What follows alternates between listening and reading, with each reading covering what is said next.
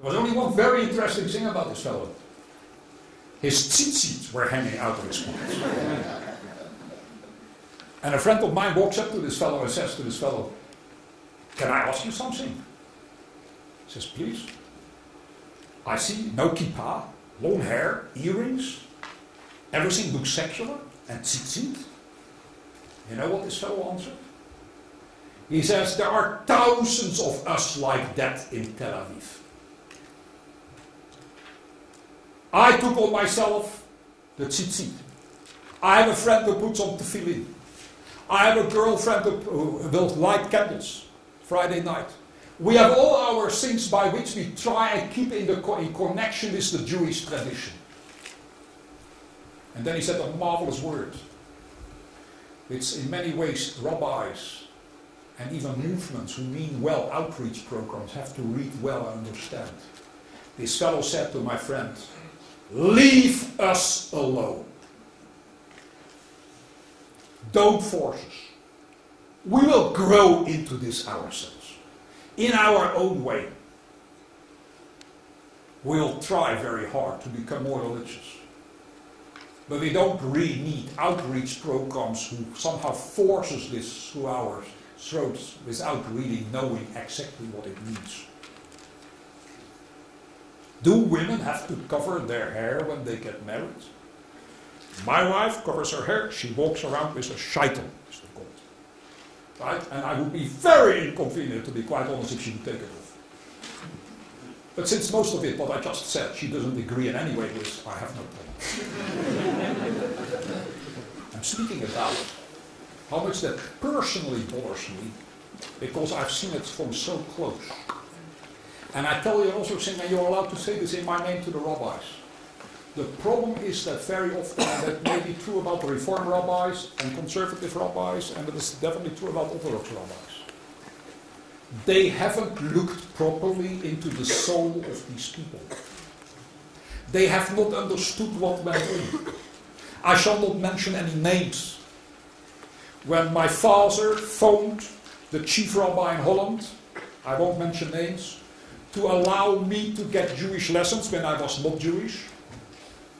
And he said to the rabbi, "Rabbi, don't close the door on my son." The rabbi said to him, I never forget that. And my father was terribly upset by that. "Mr. Cardozo, you closed the door on your son." He was right. And he was totally wrong. Because that's the last thing you should ever say. There's no way how we get any closer and deal with these kind of problems when indeed we don't realize that we need to look into the neshamot of these people who are Mezera Yisrael, who are from the seed of Israel. I tell you another interesting thing. You're allowed to say this in my name as well, but please quote me correctly. I wrote about this in Israel. You know, in Israel we have a problem which Shabbat is the only day off. We have no Sunday like you have, even when you keep Shabbat. It's a big problem. Because it very often means that we can't go to our families who live in another part of Jerusalem. And an interesting thing has happened.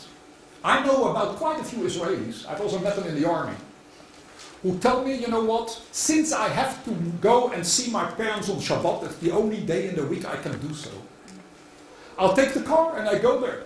And since in any way by taking the car I'm violating the Shabbat, I neither keep the rest of Shabbat. It's an argument which you constantly hear from Israelis. So I suggested like this. I said, listen, driving Shabbat, a car, is probably biblically forbidden. But not so with a bicycle.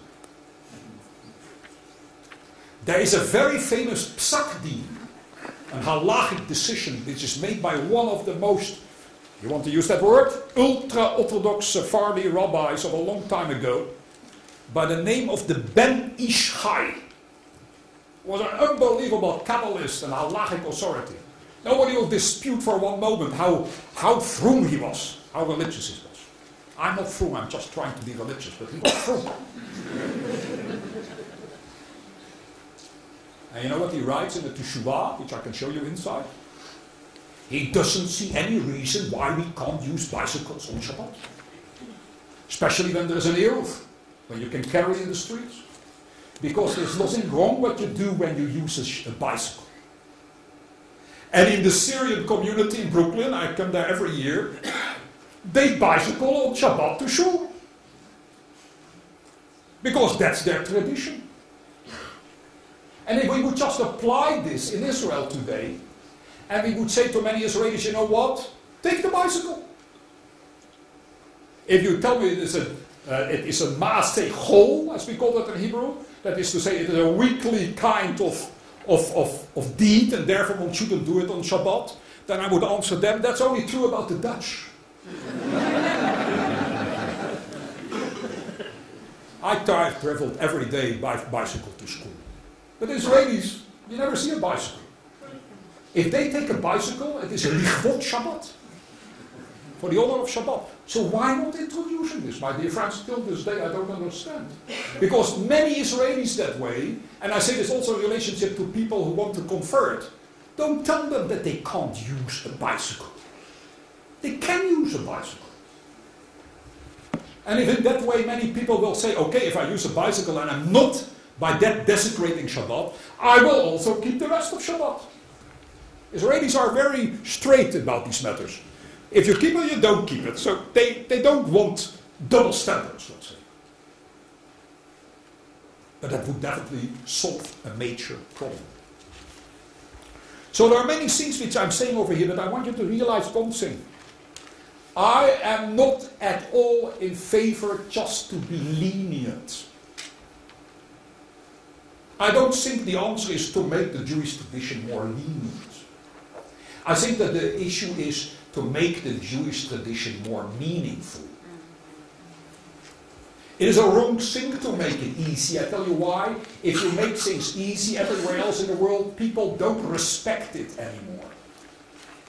If you say to them, well, but it is meaningful, and you show them the music and they hear it, and it is difficult, most of our young people today will say, I don't care about matters being difficult. You know why? I like to fight for something.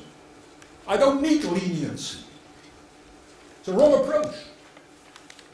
But if you ask people to have a hard life or a difficult life, and no doubt Jewish tradition makes life difficult, and you don't hear the music behind it, then indeed you have lost the whole point. We should not mix up these two particular matters. We have to continue to do this, and I add another dimension to that, and on Wednesday I will speak in great lengths about it. There are many opinions in the Talmud which we call minority opinions, stated by the rabbis, which we probably could use. They were not for nothing in the Talmud. They are there to be used at particular, very unusual occasions, and we are not making enough use of them. This, my friends, is where we have to go to. There are many opportunities to bring many people in. There are many opportunities to make people to believe that the Jewish tradition is the greatest thing what ever happened to them, like it is to me. This was my greatest act in all of my work.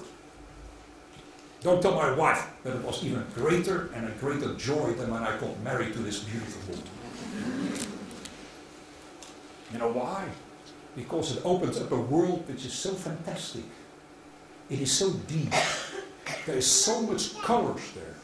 There are so many fantastic opportunities there that I really don't understand why not the whole of the world wants to become Jewish. I really have a difficulty with this. But I know why it is. Because we, Orthodox, Conservative, Reform, we are representing it the wrong way. We haven't been very good in, it's a terrible word to use, but we are very bad in PR. Like the Israeli state is very bad in PR. It should not be monotone, the Jewish tradition. It should not be mainstream.